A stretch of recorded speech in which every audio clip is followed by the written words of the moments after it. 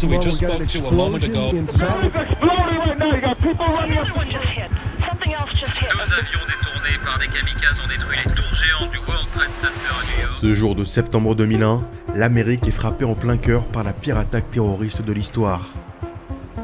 Et si je vous disais qu'on était en face du plus gros retour de bâton de l'histoire? Pourquoi?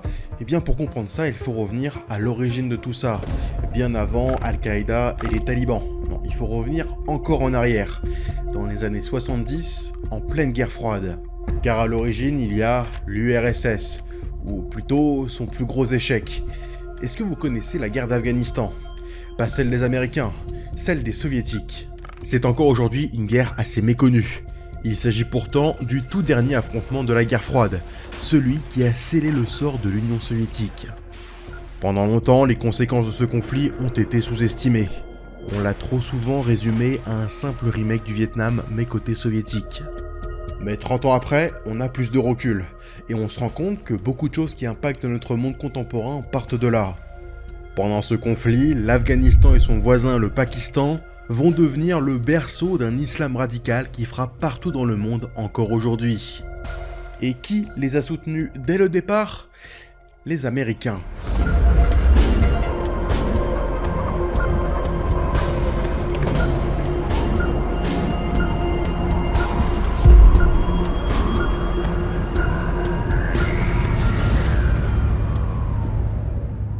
Mais avant de continuer, un petit mot de notre sponsor qui nous permet d'aborder ce genre de sujet sans le faire à perte. Et c'est un sponsor un petit peu particulier puisqu'il s'agit d'une chaîne de télé.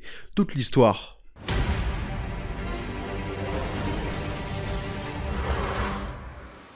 Toute l'histoire, c'est une chaîne télé dédiée aux documentaires historiques. La chaîne aborde plein de thématiques différentes, tous les grands conflits, les grandes batailles, les grands chefs de guerre, ou encore l'histoire de France, des portraits de personnages historiques, ou encore tout ce qui est les grandes civilisations antiques, comme les Égyptiens, les Romains ou les Mayas. Et à noter que les documentaires, soit ils achètent les droits pour les diffuser, soit ils les produisent eux-mêmes en interne. Et en ce moment, il y a deux nouveautés qui pourraient vous intéresser. Apocalypse, le crépuscule d'Hitler, la suite de ce qui est, je pense, la série documentaire sur la Seconde Guerre mondiale la plus connue en France, et sans doute la meilleure, avec des images d'archives entièrement recolorisées, la voix de Mathieu Kassovitz qui colle trop bien à l'ambiance. Bref, je pense plus avoir besoin de présenter Apocalypse, surtout que c'est clairement une des grosses sources d'inspiration pour mon travail sur cette chaîne. Mais c'est pas tout. Fin décembre sera diffusé Le siècle des icônes, une coproduction France Télévisions et Toute l'histoire, qui en 3 épisodes aborde la thématique du rôle des images pendant le XXe siècle, et comment elles ont servi aux grandes figures de cette époque, de Charlie Chaplin à Nelson Mandela, en passant par Charles de Gaulle et JFK. La chaîne Toute l'histoire, appartenant au groupe Media One, est dispo sur tous les opérateurs, Canal+, Orange, SFR, Free et Bouygues, ou sur des plateformes plus récentes comme Molotov ou Prime Video. Et si ça vous intéresse, je vous mets en description le lien de leur chaîne YouTube, puisqu'ils y postent régulièrement des extraits de leurs documentaires, histoire de vous faire une idée. Encore merci à Toute l'histoire d'avoir sponsorisé cet épisode, bonne vidéo.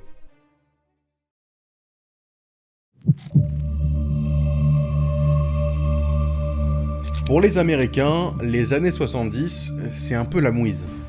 Défaite au Vietnam, lutte pour les droits civiques qui divisent les Américains, choc pétrolier ou encore affaire du Watergate, cette décennie est un désastre pour l'influence américaine. Au même moment, après le Vietnam, c'est la région du Moyen-Orient qui est sur le point de s'embraser. Guerre froide oblige, les deux camps se livrent à une lutte d'influence au Moyen-Orient et en Asie centrale. Le Pakistan, l'Iran et surtout l'Arabie Saoudite et ses gigantesques réserves de pétrole sont les alliés des États-Unis. De son côté, l'Union soviétique a de fait déjà un pied en Asie centrale, puisqu'elle englobe déjà plusieurs pays aujourd'hui indépendants, comme la République socialiste soviétique du Turkménistan, d'Ouzbékistan ou du Tadjikistan, et elle entretient de bons rapports avec la Syrie et l'Irak qui lui sont favorables. Au milieu de ça se trouve un pays neutre, l'Afghanistan. L'Afghanistan n'est pas un simple pays, c'est une mosaïque de cultures où cohabitent plusieurs peuples comme les Pachtuns, les Hazaras, les Baloutches, les Tadjiks, les Turkmènes, les Kirghizes ou encore les Ouzbeks. Et ça sans parler des nombreuses langues locales, comme le dari, le pachto ou le persan, ou encore la religion. La majorité des Afghans étant musulmans sunnites, il y a aussi une minorité chiite. Si l'Afghanistan est resté indépendant jusque-là, c'est grâce à son relief difficile à conquérir. Pendant le 19e siècle, l'Afghanistan a servi de zone tampon entre l'Empire russe et l'Inde britannique, qui ont tenté de s'en emparer sans succès, ce qui lui a valu le nom de cimetière des empires. L'Afghanistan est donc un pays hyper complexe, et dans les années 70, c'est un pays isolé, peu développé, et surtout politiquement assez instable. À cette époque règne depuis 40 ans un roi, Mohammad Zahir Shah. Roi réformateur, il a tout du long de son règne tenté de moderniser son pays, de l'ouvrir au monde et de l'occidentaliser. Liberté religieuse, droits des femmes, libéralisation de l'économie. Si cette politique a rencontré du succès surtout auprès des habitants de la capitale Kaboul, dans les campagnes, où vivent la majorité des Afghans, très attachés à leur tradition, la politique du roi n'enchante pas grand monde. D'autant plus que la population rurale subit à ce moment-là une grave sécheresse. Alors autant vous dire que ces problèmes de droits des femmes, ça leur passe un peu au-dessus. La colère gronde, et le 17 juillet 1973, un coup d'état orchestré par le beau-frère du roi, Mohammad Daoud Khan, renverse la monarchie et fonde la République d'Afghanistan. Daoud est influencé par le socialisme, et sa prise de pouvoir intéresse Moscou, qui voit ce changement de régime comme une aubaine. Avec ce coup d'état, l'Afghanistan reste certes neutre, mais ça offre quand même à l'URSS la garantie d'avoir un état tampon socialiste à ses frontières, et ça lui donne l'assurance que l'Afghanistan ne se tournera pas vers l'ennemi américain. Mais cette nouvelle république se transforme rapidement en dictature.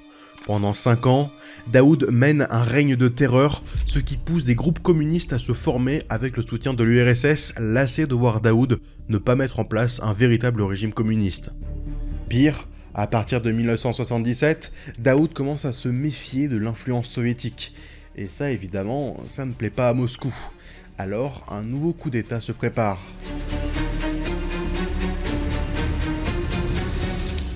En janvier 1978, éclate en Iran la révolution islamique, qui renverse le Shah d'Iran Mohammad Reza, remplacé par le régime religieux de l'ayatollah Khomeini.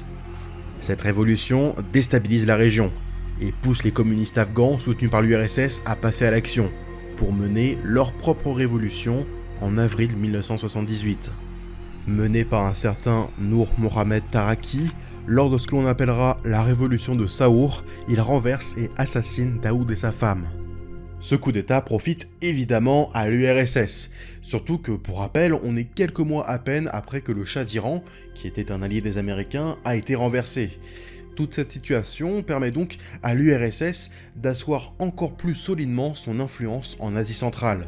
En bref, c'est des magouilles classiques de la guerre froide. Mais il y a quand même un gros souci. Le gouvernement communiste de Taraki ne fait pas du tout l'unanimité.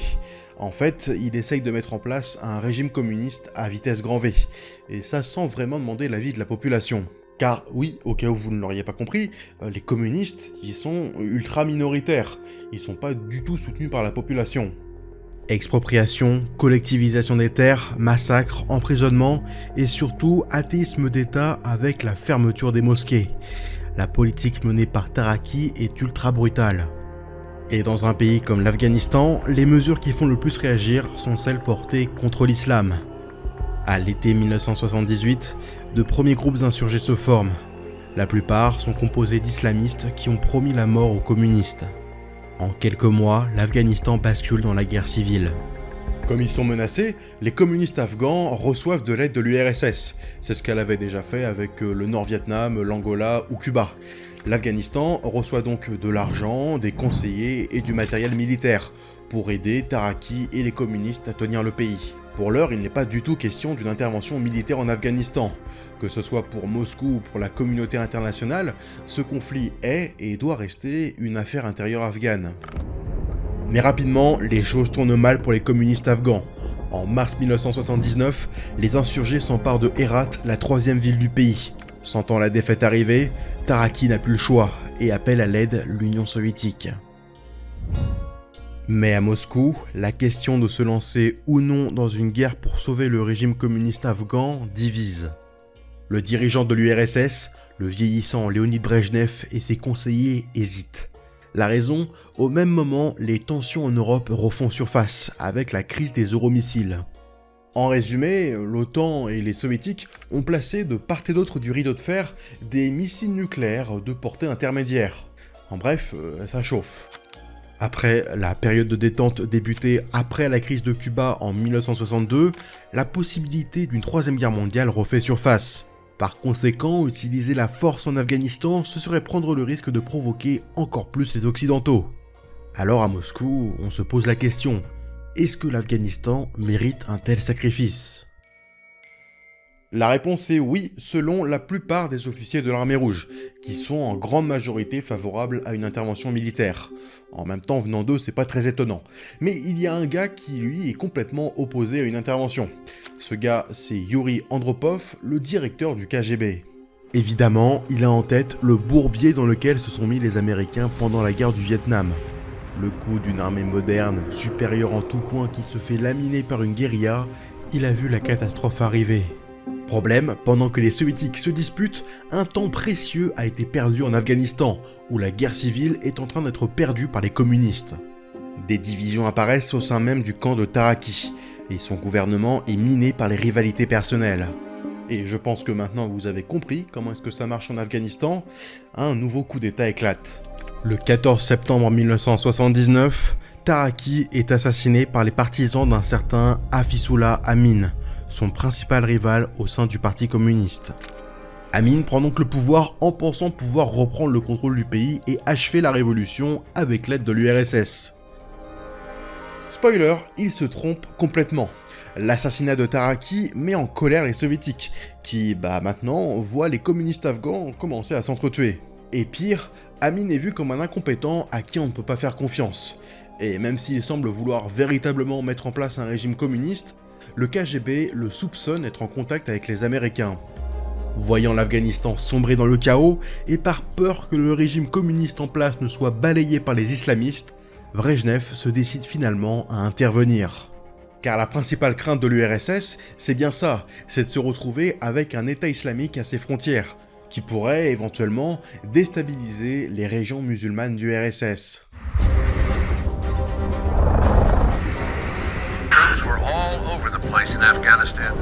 Dans la nuit du 24 au 25 décembre, l'armée soviétique lance son invasion par voie terrestre et aérienne. En quelques heures, les soviétiques s'emparent des principales villes du pays. Dans la foulée, le 27 décembre est déclenchée l'opération Storm 333.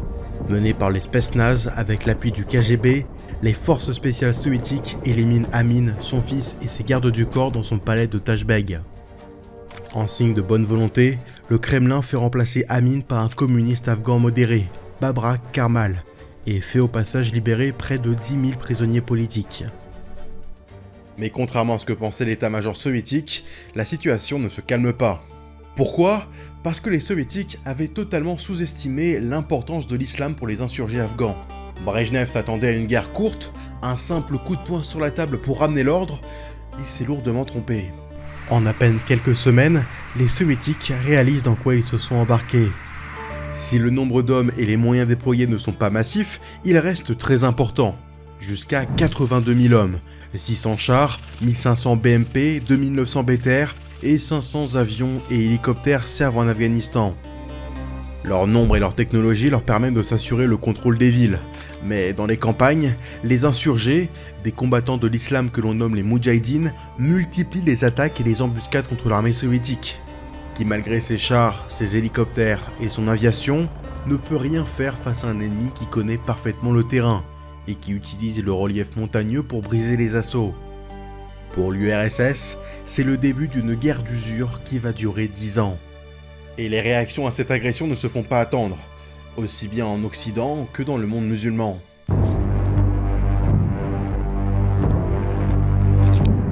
L'invasion de l'Afghanistan, un pays neutre et ami de l'URSS, choque le monde entier. Et l'image de l'Union soviétique, considérée comme anticolonialiste défendant les pays émergents face à l'impérialisme américain, vole en éclats. Et même au sein des alliés de l'URSS, on s'inquiète. Pour beaucoup, la violence de cette invasion rappelle le coup de Budapest de 1956, où l'armée rouge avait réprimé dans le sang une révolte en Hongrie. À l'ONU, 104 pays condamnent l'invasion de l'Afghanistan, contre seulement 18 qui soutiennent l'URSS et 18 autres qui s'abstiennent. En janvier 1980, à Islamabad, la capitale du Pakistan, les principaux ministres des Affaires étrangères des pays musulmans se réunissent pour condamner l'agression soviétique contre un pays frère. Chez les Occidentaux, la guerre en Afghanistan est vécue comme un coup de tonnerre, puisqu'elle met fin à la période de détente entamée dans les années 60. Mais pour certains, cette nouvelle crise est une chance, et par certains, j'entends évidemment les États-Unis, qui ont maintenant l'occasion de couler définitivement l'URSS. Le président de l'époque, Jimmy Carter, jusqu'ici plutôt partisan du dialogue, change totalement de cap pour une politique ouvertement anti-soviétique. Il met en place un embargo commercial, il augmente le budget de l'armée et boycotte les Jeux Olympiques de Moscou de 1980. Un boycott d'ailleurs suivi par 65 autres pays, notamment la plupart des pays musulmans. La guerre est un véritable électrochoc pour les Américains. Après la décennie noire qu'ils viennent de vivre, l'Amérique se réveille brusquement. Un réveil marqué par l'arrivée à la Maison Blanche de Ronald Reagan, qui arrive au pouvoir avec un slogan qui résume tout « America is back ». Avec Reagan, on est de retour en pleine guerre froide. Il n'hésite d'ailleurs pas à qualifier l'URSS d'empire du mal. Avec lui, le budget du renseignement et de l'armée explose et l'aide aux pays alliés est lui aussi accélérée. Et il lance l'Amérique dans une nouvelle course à l'armement, une course qui va épuiser l'URSS. Mais plus intéressant encore, les États-Unis interviennent en Afghanistan. Pas directement évidemment, mais via la CIA. En réalité, déjà sous le président Carter, avant même l'invasion soviétique, la CIA est déjà en Afghanistan pour apporter son soutien aux insurgés anticommunistes. C'est véritablement à partir de 1983 que la CIA va soutenir activement les Moudjahidines. Jusqu'à la fin de la guerre avec l'URSS en 1989, les États-Unis vont leur fournir des renseignements, beaucoup d'argent, du matériel et des armes, notamment les fameux lance-missiles sol-air Stinger qui font de chaque rebelle qui en est équipé un danger mortel pour tous les hélicoptères soviétiques. Mais vous l'avez compris, ces insurgés, s'ils sont soutenus par les Américains, leur idéal, ce n'est pas le monde occidental. Les Moudjahidines, s'ils se battent, c'est pas pour avoir des McDo et du baseball à la télé. Non, eux, ils se battent au nom de l'islam. Mais ça, les Américains en sont parfaitement conscients. Tenez, voici ce que dit le directeur de la CIA. C'est là tout le charme de l'opération en Afghanistan. D'habitude, les Américains passent pour de gros méchants qui tapent sur les autochtones. En Afghanistan, c'est l'inverse. Ce sont les Russes qui tapent sur ces petits gars. Les Moudjahidines ont de la motivation à en vendre. Tout ce que nous avons à faire, c'est leur donner un bon coup de main. Mais si les Moudjahidines sont en apparence unis autour de la lutte anti-soviétique, dans les faits, ils sont divisés, le plus souvent à cause de leur ethnie différente. Il existe donc plusieurs clans de Moudjahidines, dont les différents chefs de guerre se disputent l'argent et les armes livrées par l'Occident ou prises aux soviétiques. Parmi eux, un deviendra particulièrement célèbre, Ahmed Shah Massoud. Celui que l'on surnomme le commandant Massoud réussit avec seulement quelques centaines d'hommes à tenir en échec pendant de nombreux mois l'armée soviétique. Mais d'autres chefs de guerre moudjahidines nourrissent d'autres ambitions, comme faire de l'Afghanistan un État islamique et y appliquer la charia. On arrive enfin au cœur du sujet de cet épisode. Si la guerre en Afghanistan est si importante pour le monde dans lequel on vit aujourd'hui, c'est évidemment pas pour une histoire de guerre froide, mais c'est parce que durant celle-ci, l'Afghanistan va devenir un gigantesque laboratoire pour l'islamisme radical. Dans cette guerre contre l'Union soviétique, les Moudjahidines ne sont pas soutenus que par les États-Unis. Ils sont soutenus aussi par une grande partie du monde musulman. Ils sont approvisionnés en matériel, en argent et en combattants par la plupart des pays arabes, principalement les Émirats du Golfe Persique et l'Arabie Saoudite. Le Pakistan, seul allié des États-Unis dans la région, se change avec l'aide de l'oncle Sam en véritable base arrière pour les Moudjahidines. Et là où on pourrait se dire que le fait que les pays musulmans s'unissent derrière la cause afghane est logique, en vérité ça ne l'est pas. Vous le savez, c'est toujours plus compliqué que ça. Depuis des siècles, l'islam est divisé, notamment entre le courant sunnite et chiite, une division qui remonte à la succession de Muhammad à la création de l'islam. Mais bon là, je vais pas pouvoir rentrer dans les détails, vous l'imaginez, c'est beaucoup trop long. Ce qu'il faut comprendre, c'est qu'en 1979, le monde musulman est toujours divisé, et à ce moment-là, ce sont les sunnites qui se sentent menacés. Avec l'avènement de la République islamique d'Iran, l'islam chiite étend son influence au Moyen-Orient. Et après les échecs à répétition des pays arabes contre Israël, cela frustre une partie des sunnites, qui, en voyant le développement du chiisme, du judaïsme et du communisme au Moyen-Orient, leur laissent croire qu'ils sont menacés. Cette frustration atteint son paroxysme le 20 novembre 1979, lorsque des islamistes radicaux prennent en otage plusieurs centaines de personnes à la grande mosquée de la Mecque, dans l'enceinte la plus sacrée de l'islam. Les terroristes, lourdement armés, reprochent au gouvernement saoudien de ne plus défendre l'islam, et l'accusent de se pervertir avec le capitalisme et la morale jugée décadente de l'Occident. La prise d'otage dure plusieurs jours et se termine par l'intervention de l'armée saoudienne, soutenue d'ailleurs par 3 hommes du GIGN envoyés par le président Giscard d'Estaing. La reprise de la mosquée coûte la vie d'une 60aine d'otages. Ce qu'on appelle les pétromonarchies, comme l'Arabie Saoudite ou les Émirats Arabes Unis, où d'ailleurs cohabitent de manière un peu paradoxale d'un côté un islam très strict et de l'autre le capitalisme, se rendent compte qu'ils ont sur leur sol tout un tas d'extrémistes opposés à leur politique.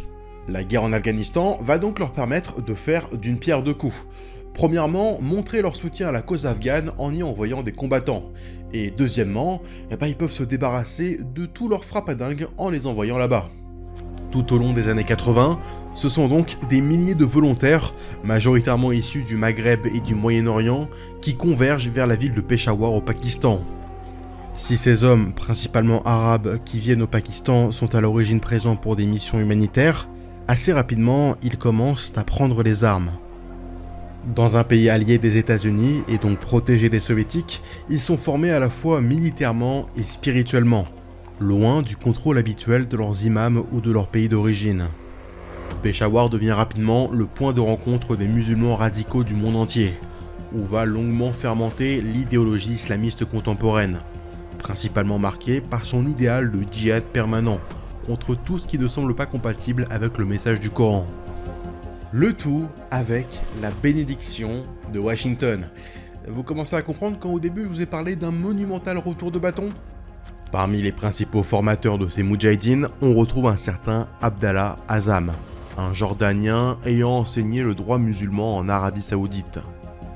Il a beau être très critique vis-à-vis de la politique pro-américaine de l'Arabie Saoudite, il ne se gêne pas pour prendre leur argent pour entretenir son réseau.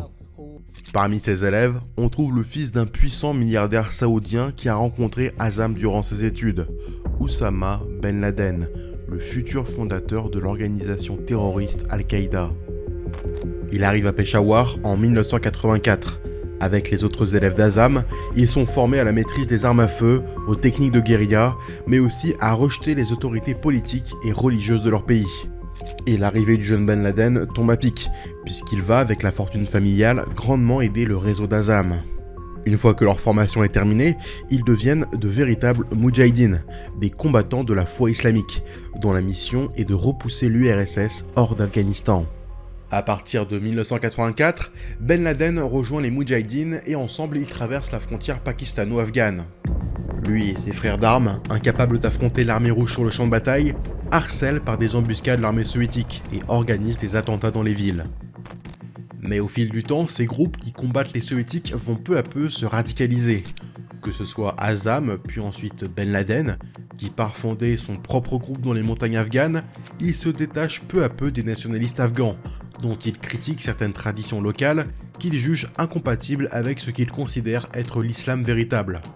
Ils accusent les autres chefs de guerre afghans, comme le commandant Massoud, qui a par le passé accepté de négocier des trêves avec les communistes, d'être des lâches et de mauvais musulmans. Cette guerre, qui est autant une guerre contre l'envahisseur soviétique qu'une guerre civile, se prolonge. L'armée soviétique, pourtant largement supérieure sur le papier, est tombée dans le piège afghan, et s'est embourbée dans un conflit qu'elle a elle-même alimenté. Les quelques 100 000 soldats déployés sont clairement dépassés, et au pays, la colère monte. 25 000 soldats ont déjà été tués, et ce nombre est caché par le Kremlin. Les mères des soldats défilent dans les grandes villes du RSS pour exiger la vérité et un retrait pur et simple d'Afghanistan. L'URSS est en train de vivre l'une des pires crises de son histoire. L'armée est épuisée, le moral est en berne et l'économie tombe en morceaux. L'URSS est clairement en train de vivre son Vietnam. En bref, c'est le début de la fin.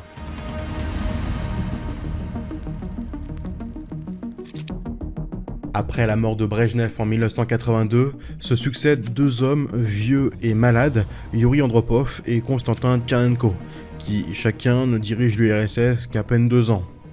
C'est pourquoi, pour relancer la machine soviétique, après la mort de Tchernenko, le parti élit un certain Mikhail Gorbatchev. Mais à peine élu, Gorbatchev comprend vite que l'URSS va perdre la course économique avec les États-Unis. C'est pourquoi il décide de tendre la main aux pays capitalistes.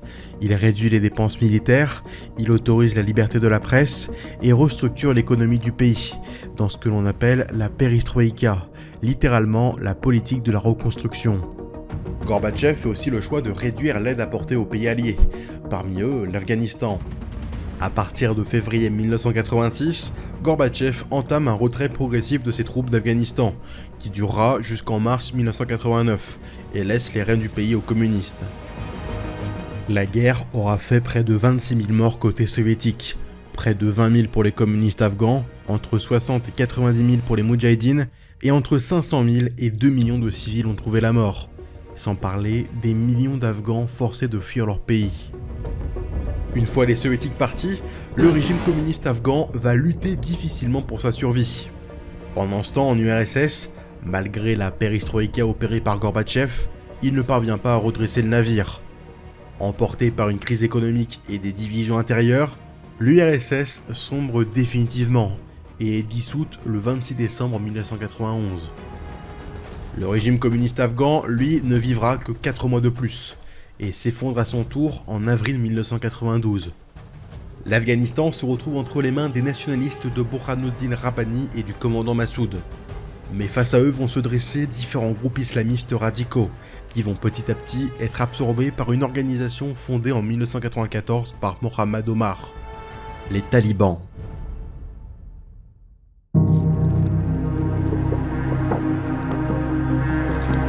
Celui que l'on surnomme le Mollah Omar est, comme son nom l'indique, un mollah, un érudit qui enseigne dans une madrasa, une école islamique. A l'origine, ce sont lui et ses élèves qui se dressent contre le régime afghan. D'ailleurs, le nom de taliban, voulant dire étudiant, vient de là à l'origine. En 1996, après des années de guerre civile, ils réussissent à renverser le pouvoir afghan et proclament l'émirat islamique d'Afghanistan. Les talibans prennent le pouvoir pour la première fois. C'est le début d'une dictature religieuse sanguinaire qui opprime particulièrement les femmes. Ils entament une purification spirituelle. Ils persécutent les minorités chiites et s'en prennent à la culture comme la musique et détruisent le patrimoine culturel afghan.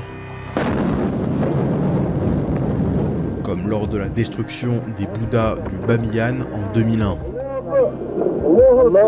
Une fois au pouvoir, les talibans vont aussi encourager le djihad mondial. Pour ça, ils s'appuient sur un réseau d'extrémistes internationaux composé d'anciens moudjahidines, qui, une fois rentrés chez eux, vont pouvoir exporter leur expérience et leur idéologie. Différentes organisations se forment dans plusieurs pays comme en Algérie avec le GIA, mais celle qui va symboliser ce nouveau terrorisme islamiste international, c'est l'organisation Al-Qaïda fondée par Oussama Ben Laden. Dans les années 90, après son appel au djihad contre les États-Unis, après leur intervention dans la première guerre du Golfe, Ben Laden fuit en Arabie Saoudite puis au Soudan, avant de trouver refuge là où tout a commencé, en Afghanistan, où il retrouve les talibans du Mollah Omar qui l'accueillent à bras ouverts. Dès lors, Ben Laden va se faire connaître avec des appels au djihad contre l'Occident et principalement les États-Unis, qu'il appelle à frapper par des attentats. Le 9 septembre 2001, 2 terroristes d'Al-Qaïda se faisant passer pour des journalistes se font exploser et assassinent le commandant Massoud. Et le 11 septembre, ce sont 19 terroristes entraînés par Al-Qaïda qui détournent 4 avions de ligne aux États-Unis. Ils les font s'écraser contre les 2 tours du World Trade Center au cœur de New York. Un autre s'écrase sur le Pentagone, où se trouve le quartier général du département de la Défense, et enfin, le 4e, qui devait s'écraser sur Washington, s'écrase dans un champ en Pennsylvanie suite à la révolte des passagers. 2977 personnes sont tuées, ce sont les pires attentats jamais perpétrés. Après le refus des talibans de livrer Ben Laden aux États-Unis, le président George W. Bush décide d'envahir l'Afghanistan. And now, the Taliban will pay a price.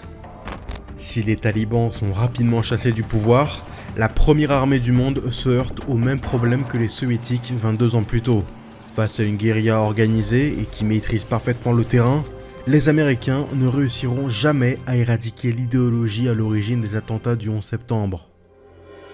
Malgré la mort de Ben Laden éliminé lors d'une opération spéciale en 2011, Al-Qaïda, ou plus récemment Daesh, de nombreux groupes terroristes, héritiers directs ou indirects des Moudjahidines des années 80, continuent de semer le chaos au Moyen-Orient, en Afrique, en Asie et en Europe. Aujourd'hui encore, la guerre lancée par l'URSS en 1979 reste trop souvent mal connue. Si elle n'aurait dû avoir qu'un impact limité qu'à l'Asie centrale, elle a en réalité eu un impact gigantesque à l'échelle de la planète. L'invasion de l'Afghanistan a secoué profondément l'équilibre international, et son prolongement en une longue guerre d'usure de 10 ans avec le soutien des États-Unis a fini par épuiser l'URSS, accélérant son effondrement. Mais la guerre d'Afghanistan a surtout été le terreau qui a permis à l'islamisme radical de se développer. En rassemblant les musulmans les plus radicaux et fanatiques en un même endroit, elle a permis le développement et l'expansion d'une idéologie religieuse extrémiste, qui s'est ensuite diffusée jusqu'à faire entrer le monde de la manière la plus brutale qui soit dans le XXIe siècle.